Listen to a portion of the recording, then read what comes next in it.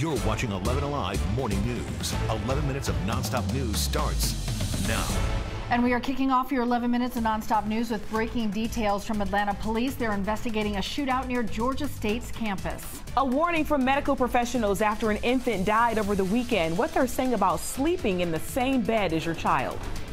And we got rain not too far off to our west. It's going to be making its way into the area and will impact your late morning commute and afternoon. We'll talk about it coming up.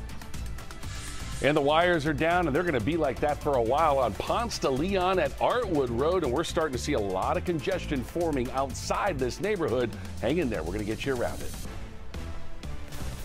Kicking things off with breaking news, police investigating after a shootout near Georgia State University. And it caps off a very busy weekend for police in that area. Molly Oak is live with the latest as campus leaders work to address growing safety concerns.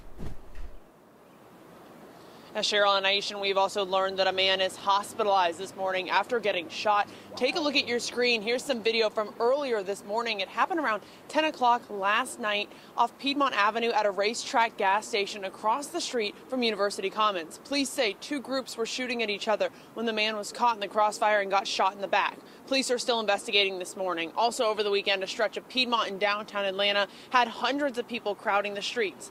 Police say people were jumping on cars, drifting, and doing donuts and damaging property. Georgia State University Police Chief Anthony Coleman says officers are now trying to identify those in the videos shared on social media by ATL Scoop.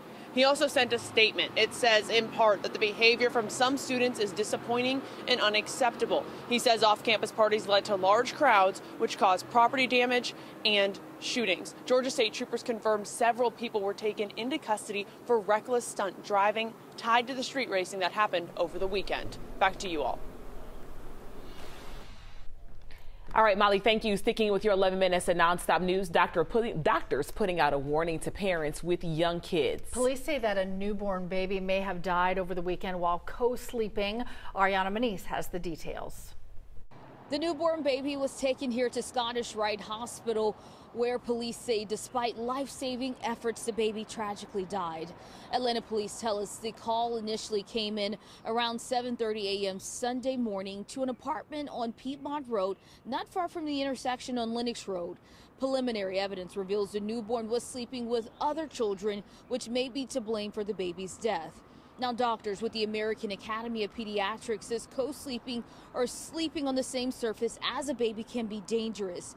In October, the CDC noted roughly 3,500 babies in the U.S. die each year as a result. Our medical expert, Dr. Reddy, says while parents want to bond with their babies, the best time to do so is when they're awake and not sleeping. Meanwhile, Atlanta police tell us an official autopsy will be conducted to determine the official cause of death. Back to you. Ariana, thank you. This morning, 28 people are without a home after this fire destroyed an apartment building in Atlanta's Virginia Highland neighborhood. It happened Sunday morning. Fire rescue crews spent hours putting out the flames. Thankfully, no one was hurt there. Today, Housing and Urban Development Secretary Marcia Fudge will be in Gwinnett County with Congresswoman Lucy McBath. Fudge plans to tour the Good Samaritan Health Center. This center was fully renovated from a restaurant into a medical facility thanks to a $2.4 million HUD grant. Today, the American Red Cross helping storm survivors in Troup County. They're asking anyone who has significant damage to their home to go to their service site in West Point. You can go from 8 a.m. until 8 tonight at the Point University System Gym. And that was a look at your top headlines. All right, Chesley, we need to grab the umbrella on the way out the door this morning. You're absolutely right about that. Look at that rain back off to the west of us. It's making its way in and will continue to do that as we head through the rest of the morning and into early afternoon. Now, not as widespread as what we're seeing back off to the west, but we will have some scattered showers or isolated showers as we head through the day. Clouds already in place, folks. Temperatures down into the 50s in a lot of spots. We'll hit 60 by noon. 65 degrees for an afternoon high. It's going to be on the cool side for us with the clouds around. Again, rain becoming more isolated after about 3, 4 o'clock. We'll drop back down to 63 degrees by 7 o'clock tonight. There's a better look at that rain. It was intense back off to the west, especially over toward Mississippi, and now starting to lose some of its punch as it's making its way over toward us. Still very strong, severe thunderstorms in the southern portions of this system, which will make its way into the southern portions of our state and down toward the Panhandle as well. I don't think we'll see much in the way of any severe weather here at all. Also, pay attention to that front down there to the southwest. That's a warm front. It's going to lift to the north. As it does, it will start to increase our temperature despite the clouds. Despite the threat for rain, we're going to see those temperatures warm up starting tomorrow. I think we'll be right near 80 degrees for a high temperature tomorrow. Again, there is the light green shade over us, which means that general threat for thunderstorms. Most of your severe weather will remain down here to the south. It's at level 2 or a slight risk over towards southern parts of Alabama and into the panhandle of Florida. Our rainy days will stick around. Tomorrow, cloudy skies. It's a low threat for rain, but at least it's there. I think the driest of the week will be on Wednesday. That's the way it looks for now. It's going to be my pick right there.